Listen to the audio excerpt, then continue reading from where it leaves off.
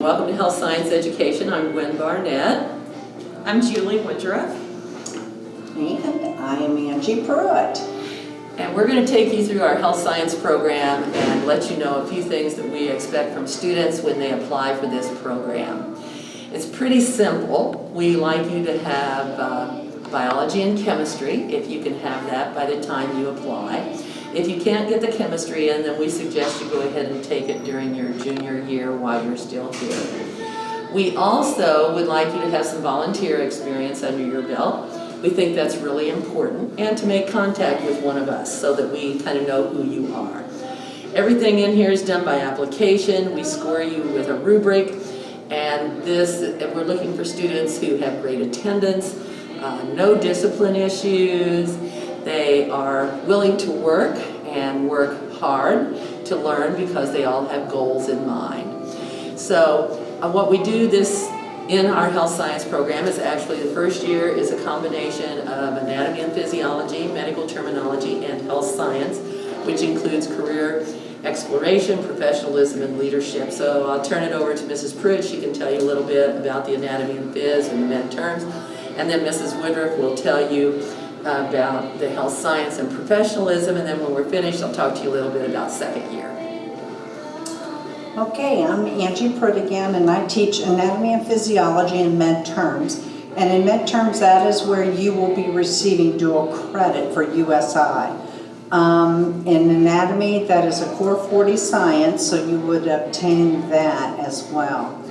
Anatomy and physiology is a class that goes over multiple systems, and the medical terminology is set up very much like a college course, and that's what A&P is as well. We're trying to prepare you for college as well as giving you multiple life skills that are required, whether that be presentation skills, just how to speak with someone, have eye contact.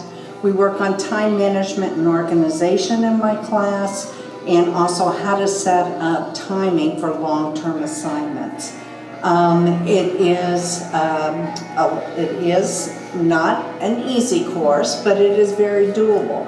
All of us have expectations, and though they may be high than what you may be used to, they are all, they're doable to reach that. And at any time, we are here to support your education and make sure that you have a successful time and that you are ready for life and that you are ready for college.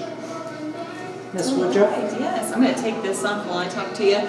So I'm Mrs. Woodruff. I am lucky enough to be able to teach the health careers piece. So we have over 300 healthcare careers, and we cover as many as we can in class. We do a lot of group work in my class, a lot of presentations, so we learn a lot of teamwork. I also cover professionalism, leadership. We do a lot with our national organization, HOSA, so we incorporate that into the classroom as well. We do CPR and first aid in the spring semester of my class, which Mrs. Barnett and I will teach together this year, and that is a dual credit course through USI. We do a lot of as many hands-on activities as we can the first year, and just really trying to prepare the students for second year with Mrs. Barnett. Okay, so I guess it's back to second year. In the second year program, we're going to take everything that the students learned during their first year, and we're going to put it to work in the classroom and in the labs. A couple of things you should know before we go into our area is that it doesn't look anything like it normally looks.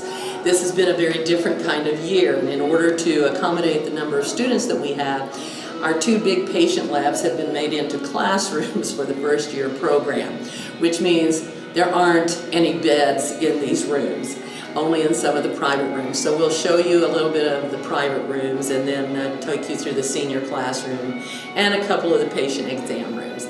So a couple of things that I've done this year that are different. I've done some training videos so that the students can actually access those on their own and watch demonstrations of how I like skills to be done within the classroom setting. Hopefully that will give them an insight into how I teach that and help them practice when they're not on site. A couple of other things for second year. We have 2 dual credit courses that are part of the second year through USI, which will allow them to get 6 college credits during their senior year if they choose to take those courses. Some certifications that we're working on obviously are our professional rescuer CPR, which we do first year. And then second year, we've done a few little extra added bonus things. We're doing Career Safe, which is the OSHA 10-hour training program for healthcare this year. We have done youth mental health first aid. This year is going to be a little different. Not sure if we're going to get that in because it's better to have it all on site with a large group of people.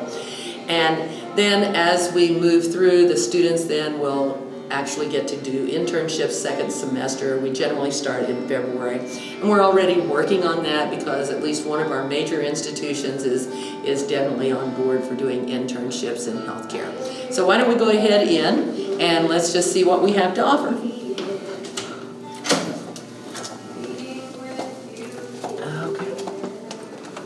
Okay, so this is what would be a very large patient lab against the wall where you see the blood pressure cuffs. You would have beds, and the students would have access to wheelchairs and walkers and all of those kinds of things. They learn to make beds. They learn to make a bed with somebody in it. They learn range of motion exercises. They learn alignments for different types of examinations. We do blood pressures, we do pulses, respirations, apical pulses, and just general activities. How do you get a person in bed? How do you get a person out of bed, in a chair, out of a chair, put on a gait belt, walk them, and make sure that they understand that this covers everything in healthcare. We're not just geared toward one particular career in healthcare because when you're in healthcare, you never know what you're going to be called upon to do. And so that's why we try to do what is called a very non-specific discipline. We let them pick and choose what things they'd like to move on to in their future, but give them the good basic techniques that we will expect them to have if we wanted a good healthcare worker. When we look in this room, we'll turn a light on. This was a private patient room where students could do check-offs, bed making. We made it into a PT room so that Mrs. Woodruff, who is a PT, can utilize some of the things that we have gotten in here. And she has ultrasound, hydroculator, obviously our massage table, which comes in handy once in a while.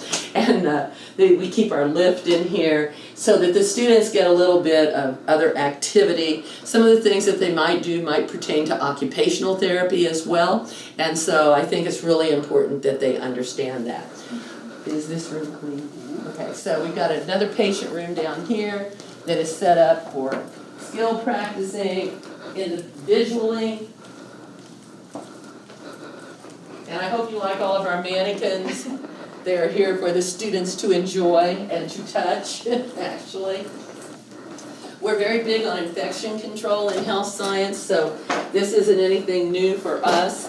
When you look in here, this is actually one individual room. We have 3 others that can be set up. This is an isolation room, and so the students can actually come in here and work by themselves, practicing donning and removing protective equipment, working with a patient in bed, sometimes a mannequin, practice pressures, pulses, and all the good things that go with it. Moved a scale in here so they can learn how to do height and weight and not have to be in with the general population, which we're trying to eliminate this year. So we have 3 rooms that are like this. Now we'll go out this way. Ladies, just say anything you want. Yeah, well, I think yeah, go ahead. Since we're in here, one of the things about the anatomy and physiology is that we do a lot of hands-on with the mannequins. We also used to do hands-on as well with each other and the students. And so there are alternate ways that we have done that. We're looking at, we've been using visible bodies somewhat, and we'll increase with that this year. Sometimes if there's skills, because we don't have the beds, and usually Miss Barnett is using them, sometimes we'll utilize our tables. So those are things that we do. We try and give as much hands-on as we can. in relationship to that. Yeah. And I think it's important to note as well, we are all healthcare workers or have worked in the field at some point. Mrs. Pruitt, she is a nurse, and then Mrs. Burnett has the microbiology and lab background, and she is definitely our infection control guru. And then my background, I'm a physical therapist assistant and also have a nutrition degree.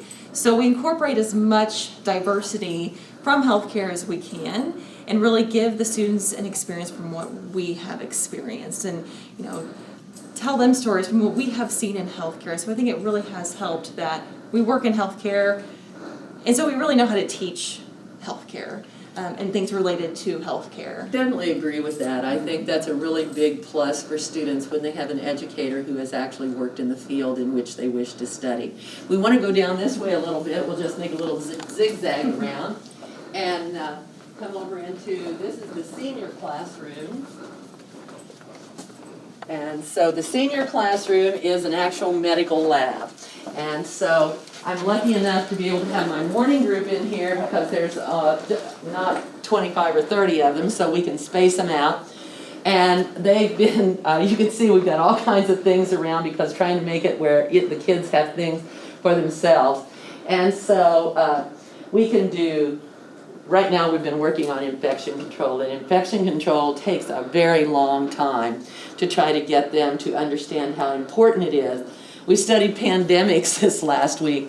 They've been watching a video on HIV, which is very interesting. Tomorrow we're going to have political discussion on that. It ought to be kind of fun.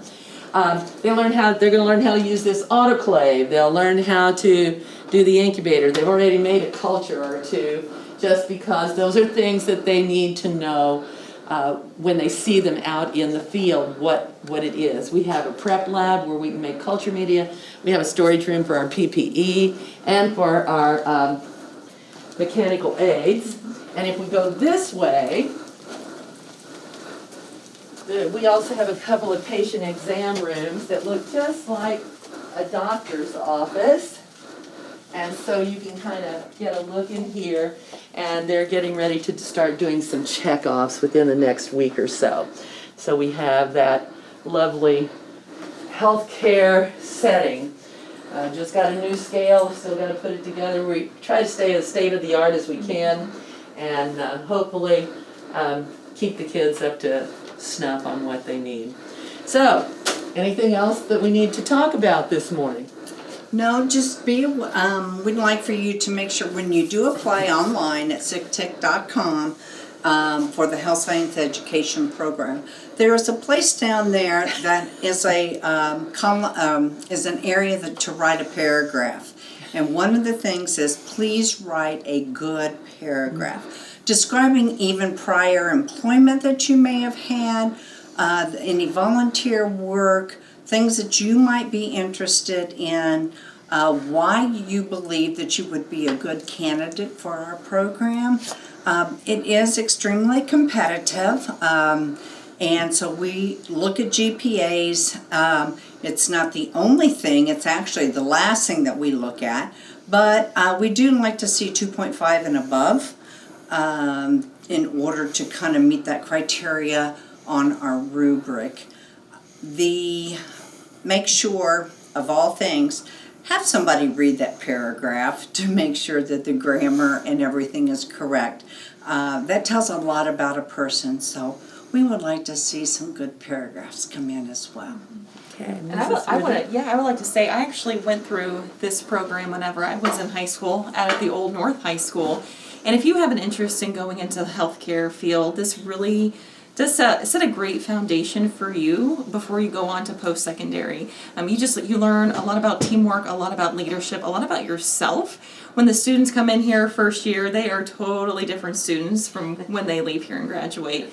And a lot of them do go on to work in healthcare because this does set a great foundation for those who want to go into the healthcare field. I think that's really true. So if anybody's interested in finding out more information, you can always send us emails. We all have an EVSC email, which is our first name dot last name at evsck12.com. We'd be more than happy to answer any questions that you have. If you want to call us, obviously, we have phone numbers. You can find those on the SICTIC website. And, we're always available for all of those that have questions. We do get students from 5 counties. About 20 different high schools can apply. And so, as Mrs. Pruitt said, it gets to be a little competitive. So we want you to be really at the top of your game. And we definitely like good attendance. That's a big, big piece. We like good attendance. So I think that's all we have to Yeah, say. we look forward to seeing you next year. Perhaps without a mask. Yes, hopefully without the mask or the shields. I think that's it. Anybody else? No, thank you right. very much for your Thank you. interest in us.